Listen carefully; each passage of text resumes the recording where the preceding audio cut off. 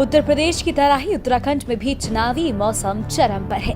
बस अब कुछ ही दिनों में उत्तराखंड में चुनाव है। ऐसे में प्रदेश में तमाम पार्टियां वोटरों को लुभाने के लिए अपना घोषणा पत्र जारी कर रही हैं। इसी कड़ी में कांग्रेस की राष्ट्रीय महासचिव प्रियंका गांधी बुधवार को देहरादून पहुंची।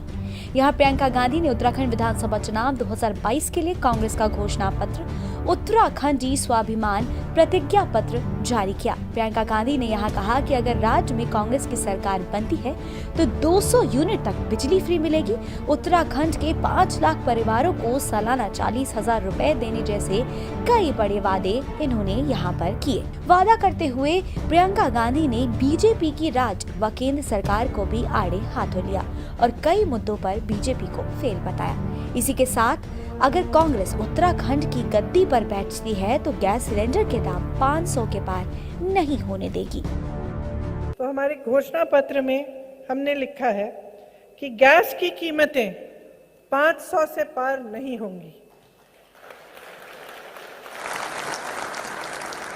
तो अगर एक गैस सिलेंडर आपको आज 1000 रुपए का मिल रहा है, सरकार आपको 500 में देगी और बाकी भरपाई सरकार करेगी। 4 लाख रोजगार दिलवाए जाएंगे।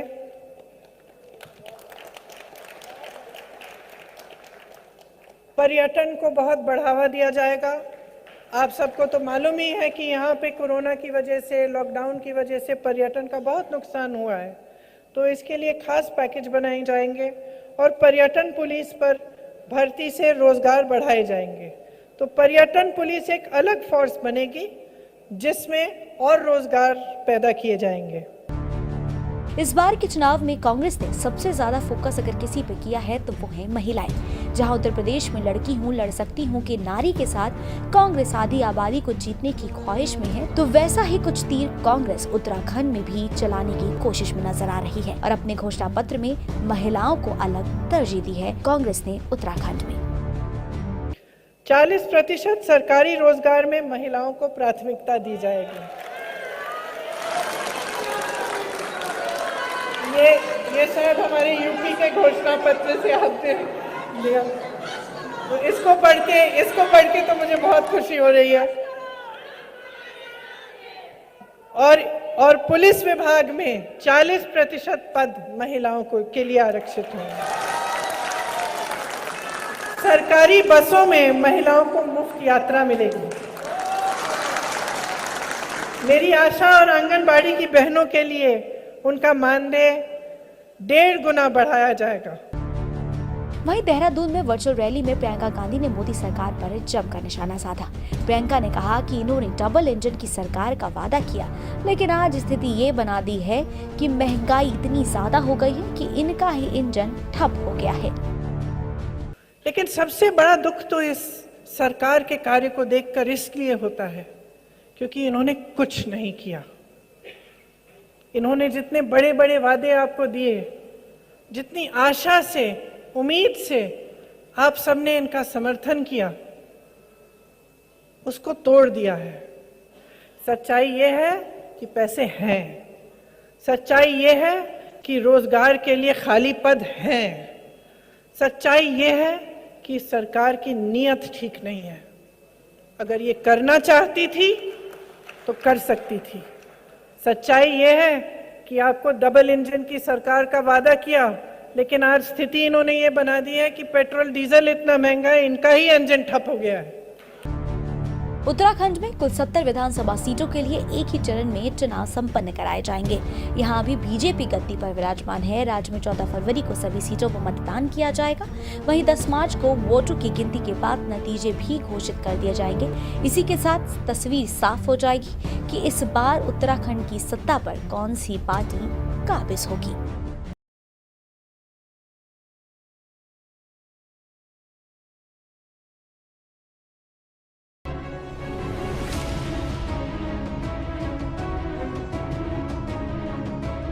उत्तर प्रदेश में चुनाव जोरों पर है। पहले चरण की वोटिंग भी जल्द होने वाली है। ऐसे में आज का दिन यूपी में सियासी हलचल से भरा रहा।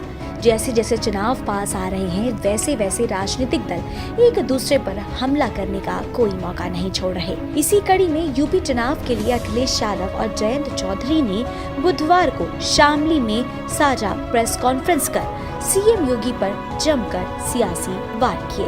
अखिलेश यादव ने सबसे पहले कल पेश हुए बजट को निशाने पर लिया। अखिलेश ने कहा कि गरीब विरोधी बजट को मोदी सरकार अमृत बजट कह रही है।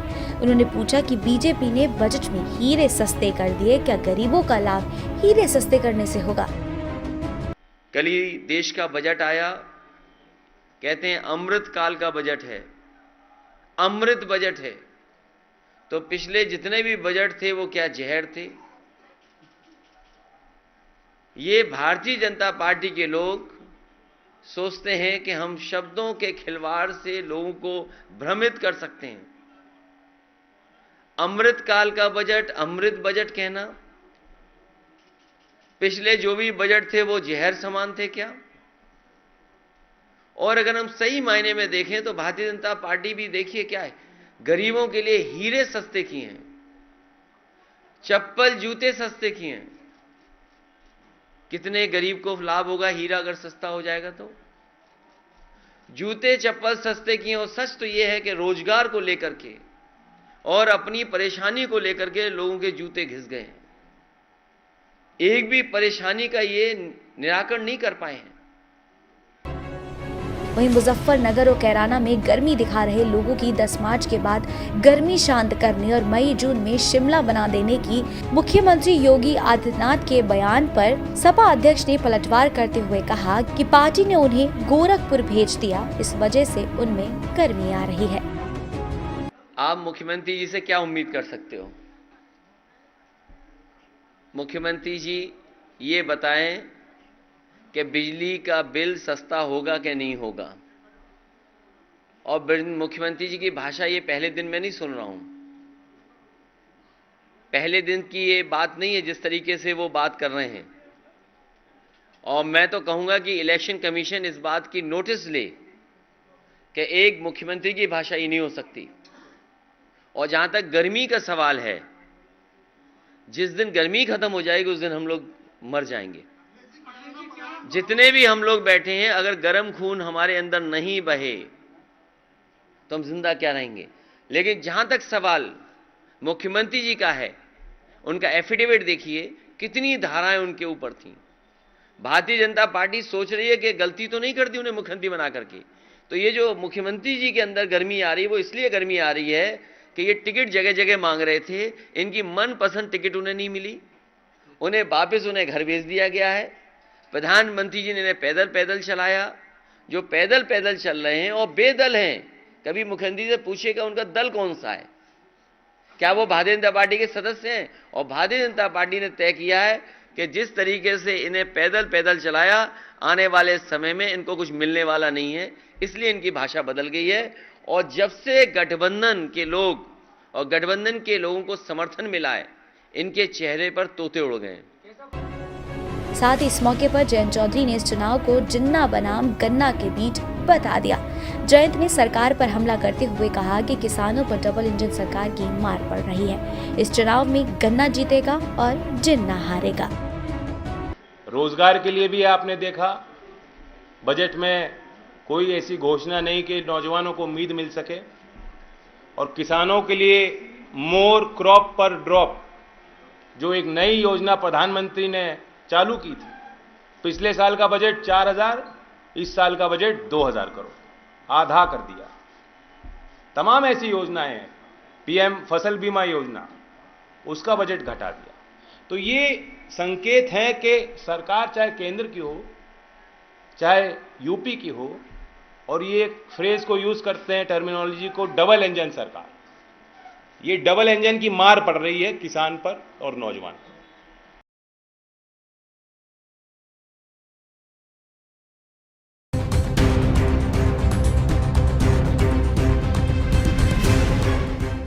उत्तर प्रदेश में पहले चरण के चुनाव में सिर्फ 1 हफ्ते का समय बचा है। इस पहले चरण के चुनाव में सियासी तीर जमकर चल रहे हैं। राजनीतिक दल एक दूसरे पर जमकर निशाना साध रहे हैं। वादों और दावों से मतदाताओं को अपनी तरफ रिझाने की कोशिशें हो रही हैं। बीजेपी अपने विरोधियों पर काफी हमलावर है। बुधवार को पश्चिमी यूपी में बीजेपी के दिग्गज नेता अमित शाह और योगी आदित्यनाथ ने कांग्रेस, सपा और बसपा पर जमकर हमला बोला। दोनों ही नेताओं पर विशेष रूप से समाजवादी पार्टी और सपा अध्यक्ष निशाने पर रहे। शाह ने अलीगढ़ में और सीएम योगी ने बुलंदशहर में सपा सरकार पर हमला बोला। अलीगढ़ के अतरौली में चुनावी रैली को संबोधित करते हुए शाह ने कहा कि योगी सरकार में माफिया गुंडे या तो जेल में हैं या प्रदेश से बाहर हैं। साथ ही उन्होंने समाजवादी पार्टी की प्रत्याशियों की लिस्ट को भी निशाने पर लिया। आप मुझे बताइए, ये बहन जी की और अखिलेश की सरकारें थी, गुंडे परेशान करते थे या नहीं करते थे? भाई जोर से बोलो, करते थे या नहीं करते थे? ये पुलिस जो है ना, वो गुंडों से डरती थी, भागती थी। पूरे देश में पुलिस से गुंडे डरते हैं। उत्तर प्रदेश में माफियाओं से पुलिस डरती थी। योगी आदित्यनाथ की सरकार आई, 5 साल में माफिया पलायन कर गया उत्तर प्रदेश के बाहर। आज पूरे उत्तर प्रदेश में माफिया ढूंढते हैं तो 3 ही जगह पे दिखाई पड़ता है।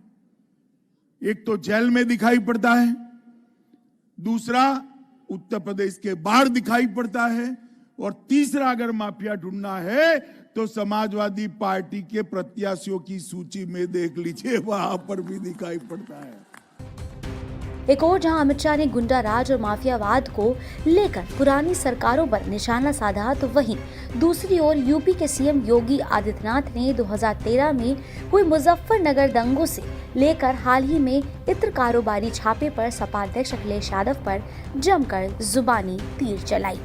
साथ ही जयंत और अखिलेश पर निशाना साधते हुए सीएम योगी ने कहा कि 2014 और 17 में भी ऐसे ही 2 लड़कों की जोड़ी बनी थी, लेकिन जनता ने उन्हें ठुकरा दिया।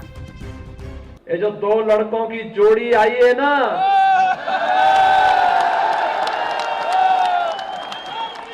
ये 2 लड़कों की जोड़ी 2017 में भी बनी थी, 2014 में भी बनी थी। 2017 में प्रदेश की जनता ने एक दिल्ली में रहने वाले और एक लखनऊ में रहने वाले दोनों जोड़ी को कहा था कि तुम इस लायक हो ही नहीं भाई। याद करिए, मैं आपको याद दिलाने के लिए आया हूं। भाइयों बहनों, 2013 में जब मुजफ्फरनगर का दंगा हुआ था और सचिन और गौरव नाम के 2 जाट युवकों की निर्मम हत्या हुई थी, लखनऊ वाला जो लड़का है ना, ये सत्ता में था और तब हत्या करवा रहा था, हत्यारों को प्रश्रय दे रहा था, दंगाइयों को लखनऊ में बुला करके उनका सम्मान कर रहा था। और भारतीय जनता पार्टी का कार्यकर्ता जो उन दंगाइयों के खिलाफ आलो आवाज उठा रहा था, उन भारतीय जनता पार्टी के कार्यकर्ताओं के खिलाफ, व्यापारियों के खिलाफ झूठे मुकदमे दर्ज करके उन्हें जेलों के अंदर बंद किया जा रहा था। और दिल्ली वाला लड़का तमाशा बना के तब भी कहता था, अरे दंगाइयों के खिलाफ ज्यादा कार्रवाई नहीं होनी चाहिए। वहीं सीएम योगी ने तंज कसते हुए कहा कि इस जोड़ी में कुछ नहीं है, इनका लिफाफा तो नया है लेकिन अंदर माल वही पुराना है। साथ ही 10 मार्च के बाद गर्मी शांत कराने की बात भी कह डाली।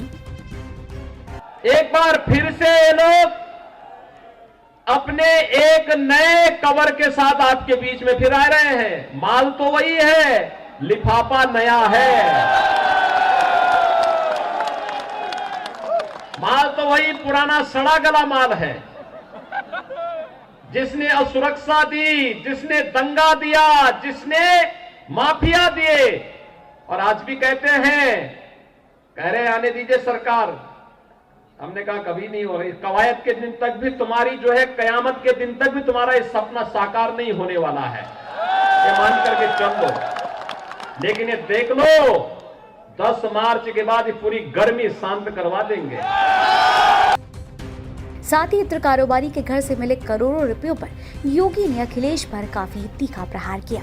सीएम योगी ने अखिलेश पर हमला करते हुए कहा कि इनका नाम समाजवादी है लेकिन काम दंगावादी है। तो इससे पहले पैसा जाता कहां था? इससे पहले ये पैसा समाजवादी पार्टी के इत्र वाले मित्र के घर में चला जाता था।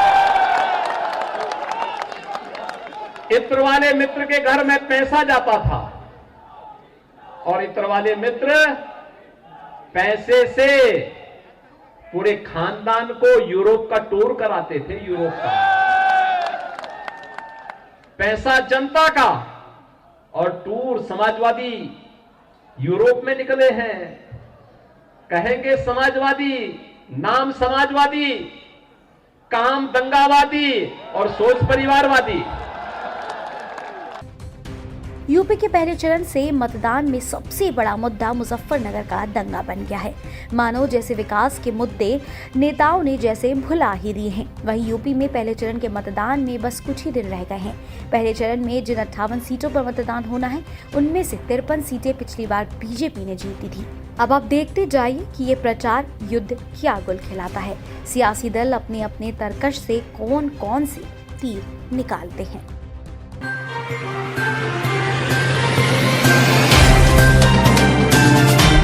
Subscribe now and press the bell icon. Never miss an update.